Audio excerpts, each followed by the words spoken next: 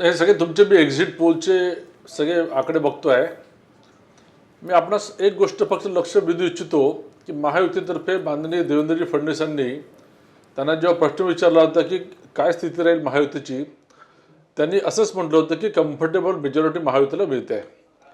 मात्र आजच्या या इलेक्शनच्या दिवशी आणि आता 7:30 झालेले आहे, मी जो अंदाज घेतला आणि जे काही आम्ही ग्राउंडवर फिरलो याच्यातनं असं लक्षात येतं की महाविकास आमची महायुती ही कम्फर्टेबलपेक्षाही पुढे अशा मार्जिनने येत आहे. आता तुमचे मी जर हे बघितले सगळे प्रेडिक्शन्स, तर त्यातल्या त्यात चाणक्य जे आहे हा कुठेतरी आमच्या प्रेडिक्शनशी मिळता जुळत आहे.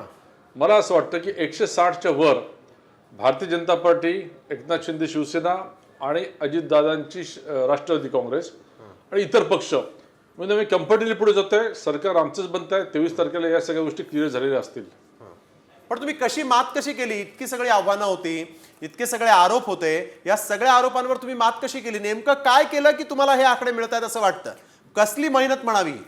अगदी. आणि यालाच जोडून प्रश्न आहे विश्वासजी तुम्हाला की एक शॅडो पेजचा मुद्दा देखील तितकाच प्रभावीपणे आता समोर येताना पाहायला मिळतोय. भाजपनं मेटाला शॅडो पेजच्या पद्धतीनं वापर केलेला आहे आणि मेटानं मोकळीक दिली अगदी भाजपला, अशा पद्धतीचे आरोप होत आहेत.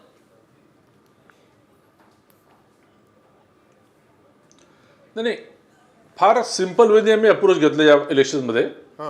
ज्याला वाटतं की बेसिक्स राईट केले आम्ही.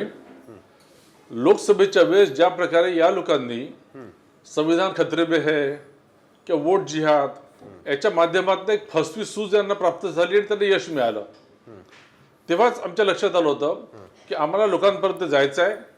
मागील 2.5 वर्षामध्ये एकनाथ शिंदेच्या नेतृत्वाखाली या सरकारने काय काय कामं केली ते आम्ही सांगितले. जे कामं यांनी 2.5 वर्षामध्ये थांबवले होते, मग मेट्रोचा विषय असो, बुलेट ट्रेन असो, समृद्धी महामार्ग असो, शेतकऱ्यांचे विषय असो, शेतकऱ्यांची वीज बिल माफी असो, अशा अनेक गोष्टी, आणि महिलांसाठी आम्ही जी लेख लाडकी योजना आणली, या सगळ्या गोष्टींवर आम्ही भर दिला.